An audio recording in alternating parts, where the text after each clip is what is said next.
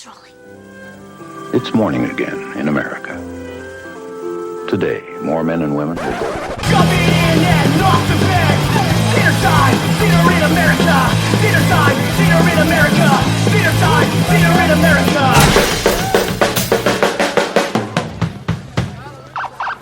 Well, fuck. We're here again. I don't think I even said what the show is called last time, but you would have seen it on the title page. At least you would have seen the censored version.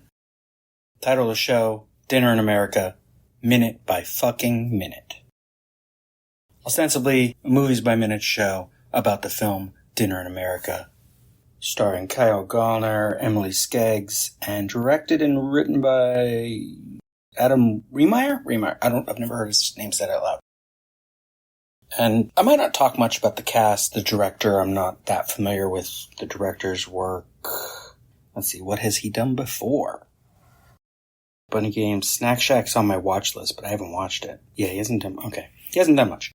Which is remarkable because this movie is awesome. It starts off off-putting. 7 seconds into minute 2 here, we get our first shot past opening titles. Or we're still in the opening credits, but past the title screens. And it is Kyle Gallner as Simon, uncomfortably close, and he looks miserable. There's drool coming out of his mouth. We wouldn't know yet from context that the reason his hair is like shaved down on one side is that he's a punk. It could be a hospital thing. We're seeing mental hospital, and then someone off screen is asking him about his reactions to medications. We'll get into the dialogue in a moment. I did want to talk about Kyle Gallner since he's one of the stars, and this is his first moment on screen. Born in Pennsylvania, started acting following his sister along to one of her auditions. Perhaps best known for his role as Cassidy Casablancas on Veronica Mars, which they call the CW's lone hit series. I don't think that's true. What? The CW had a lot of hit series. Maybe this was, I don't know when this was written. Yeah, Veronica Mars, he was great. And is he in any, I don't think we get spoilers for a show from 20 years ago. I don't remember what happens to him after the revelation of what he did. Does he go to jail? Does he die? Do we see him again? I don't think we see any cameos. There's no like Hannibal Lecter kind of cameo thing later, I don't think. But he is fantastic in that, and the reveal is very unexpected, but also it's a network show, so maybe up front he as an actor didn't even know several episodes earlier that he was the guilty party, as it were. Just last year, Smile, he was in the beginning of Smile 2. He's the lead in Smile, right? Just Breathe, Cotton Fever, Caroline, Smile 2, Strange Darling. Oh, duh. Big one last year, Strange Darling, where he plays the character referred to only as the Demon. Fantastic film. The Passenger, Mother May I, Smile, comes around, Scream. Which Scream is that? Is that Scream 5? I was going to say technically, but I guess technically it's not Scream 5 since it's called Scream 5. The 2022 Scream. The Catch, Ghosts of War, Dinner in America in 2020. He does a lot. 4 that came out in 2020 according to IMDb. He's in some video games. He's been around. You'd know his face even if you don't know him. Also, shout out to Kyle. His Twitter feed is great. He loves to promote, for example, this movie especially, but also anything he's involved with and just things he likes. He speaks out on political shit. Here in the film, we start, as I said, he's got blue scrubs kind of thing. It's clearly a mental hospital setting. We can kind of tell. In context, we will figure out he's basically in a clinical trial for something. Probably this is just how he lives. This is how he makes money. Because I don't know that little tiny punk gigs that get broken up by police. Maybe they don't always get broken up by police. But surely some have before the one at the end of the movie. They probably don't make a lot of money. So he's got to do other things for cash on the way. Got to be able to pay for his drugs. And we hear from off screen, a male nurse says, so on a scale of 1 to 10, 10 being the strongest, how are we doing on the nausea? And he says, I'd say about an 11. You have any ringing in your ears? We're hearing ringing and sort of buzzing, and it's muffled. And he's like, And the nurse repeats, any ringing or buzzing of the ears? Simon says, you sound like you're underwater. The nurse says, and any tingling sensation in your fingertips or toes? And he doesn't it seems like he doesn't register the question, and then he does, and he takes a breath, and he's like, in my mouth. And the nurse seems surprised by this. You have tingling in your mouth? In my mouth. Interesting. And then, I forget if the cut happens and then this line or the line and then the cut, but he asks, you mind if I take a peek? And he's already reaching to grab Simon's mouth. And we switch to a different shot, looking sort of down from the side instead of that uncomfortable close that we started on. Don't worry, the movie will get uncomfortable again next minute, but basically the minute ends as the guy is got a little tiny light and he's going to look in his mouth to see what's going on in there. So this is our main character, and the way he's introduced is drugged out in a hospital, and whether it's clinical trial, as I would guess it is, or he's in a hospital, we get an idea of who it is we are meeting, because he is someone who definitely is, well, on drugs is a good way of introducing him. Angry, detached, uncomfortable. The movie is forcing our hand at how we feel, making us feel uncomfortable when he's uncomfortable, giving us the sound design to go with the ringing in the ears and the sounding like you're underwater. Because it wants to drag you in kicking and screaming. Now, the show isn't just about this movie. It's about everything else going on in the world, and there's so fucking much. Let's see. I saved a few things just to remember them. Well, what day was this? Today's the 10th, so 5 days ago. A federal appeals court blocked the shutdown of alligator Alcatraz. Yeah, alligator Alcatraz. Ooh. We talked about the death of due process last week. We're getting that in different contexts all the time. But shoving people into a concentration camp in a swamp in Florida, certainly not a good solution to much of anything. And there are people who would disagree, of course. They're like, no, take those horrible people and send them, lock them up away from society. But that doesn't really solve anything in the long run, and I wish I had studies handy, because I know they exist, but it isn't good on many levels for the guards, it isn't good for the prisoners, it isn't good for society, and we need to be able to actually have trials and put things in the right... Fuck. This is boring, right? I thought of doing this show because I wanted outlet to talk about politics, but the world is so fucking fucked up that it's hard to read a headline. This one's not even that bad, but there's so many things where I'm like, this is just the first thing I saved. We got a flotilla of relief ships shot by Israel off the coast of Tunisia, which is a war crime. We've got the government doubling down on the boat we shot from Venezuela last week.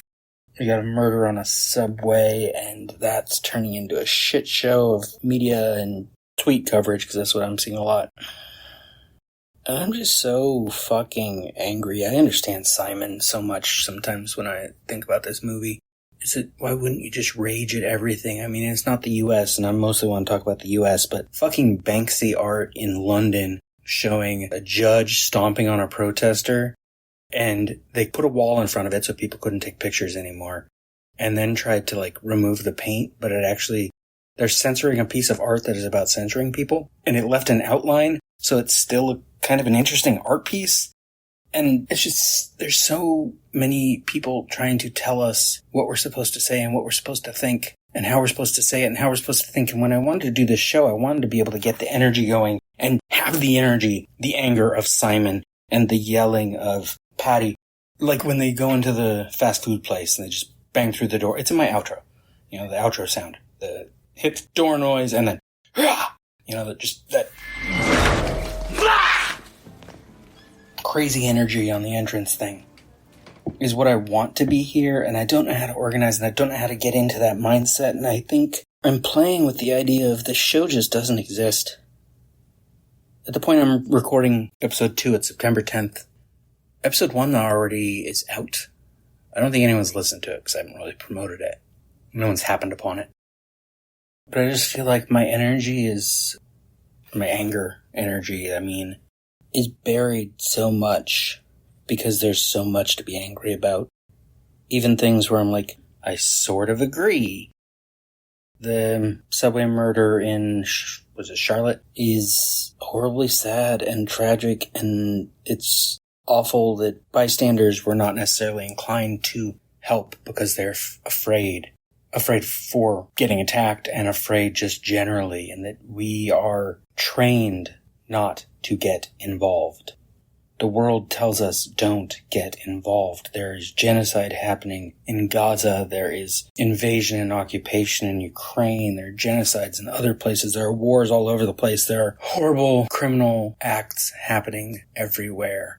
And I don't mean in the sense that they're trying to make us rage about it right now, with Trump trying to justify invading cities in this country. And do you know how many people got killed in Chicago last weekend? He's saying to some reporter who literally just told him that there are other cities, I think they named Memphis and one other one, that have higher murder rates and higher crime rates. And he's like, do you know how many? And yes, clearly they looked up the facts.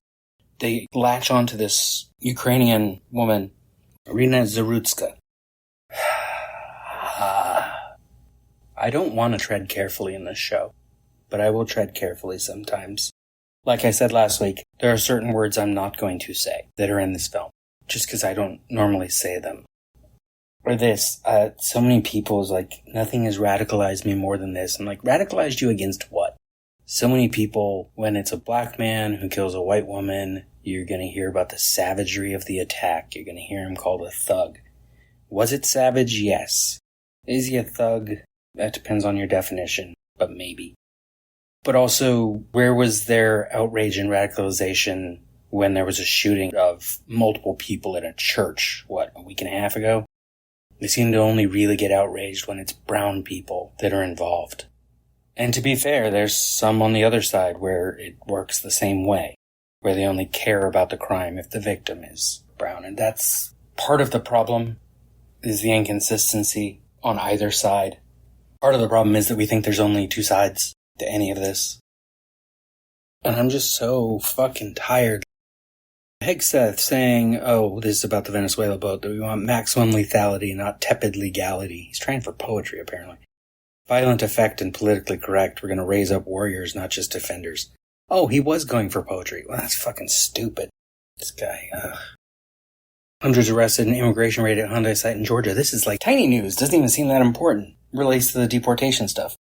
Bunch of Korean nationals, we're trying to get them to build car factories here. Korean nationals here to train American workers were arrested in an immigration raid. Because we have no idea what we're doing. Oh, RFK Jr. Fucking hell, that guy. Blaming Tylenol use for autism? Never mind that we first started diagnosing autism in, was it 1943, and we didn't really discover or manufacture Tylenol until 55, I think it is. We've got evidence that autism, ADHD, other neurodivergent genres existed prehistorically, that they existed before. These are genetic things that happen. Could there be a chemical cause? Maybe. Does that mean we need to rule it out and make sure there's no autistic people? Why are people so... As me as an autistic person getting a rage about autism, which, to be fair, relates to this movie because Patty is autistic coded. They don't specify what is wrong with her. I'm putting that in air quotes, by the way, because I'm not sure there's anything particularly wrong with her. The idea that people want their children to die from diseases rather than be autistic is fucked up. But this is where we are. And Florida got rid of their vaccination guidelines, and there's measles outbreaks. And you know one of the things measles does, it creates what's it called? Immune amnesia, where essentially for a short time, your system's memory of what things it's immune to goes away. It's temporary, right? Oh, if it's permanent, we're fucked. Which means measles can make it so that you get a bunch of other infections that you should already be immune to. So, the idea that anyone is against vaccination is so fucking disgusting and stupid. Pisses me off, and then we have this fucking RFK Jr. in charge of the health department, and he just keeps taking away things while saying you gotta have people that follow science, when he doesn't mention anything scientific ever. Oh, I remember the years correctly. Tylenol was introduced in 1955, autism was discovered in 1943. I would question the wording of both of those, but I get it. Autism was first defined and named in 43, right? not discovered exactly. We already knew that existed. It's just before, depending on how autistic you were, we found a role for you that served it. Going with like the night watchman theory of ADHD, where autism and ADHD exist in society not as aberrations, but because historically they were useful. ADHD people are good as night watchmen. They can stay up late, don't need sleep at night, and they are alert to any little distractions. And autistic people are good at being shamans, memorizing what's good for you and bad for you. The things that RFK Jr. is bad at is knowing what's good for you or bad for you, apparently. He has no history in medicine, no history in science, I don't think, but somehow became this. So yeah, we had an idea of the kinds of people that now we would define as autistic or ADHD, but we put them away in hospitals where they died and weren't treated very well. Or we shunned them from society and they died out in the wild on their own. Or we found a job in our little village that they could do. But now it's somehow, that's worse than death, I guess. I want my kid to die from measles because the alternative is they might have special interests later. Department of War. Fucking hell, J.D. Vance not caring that something is a war crime.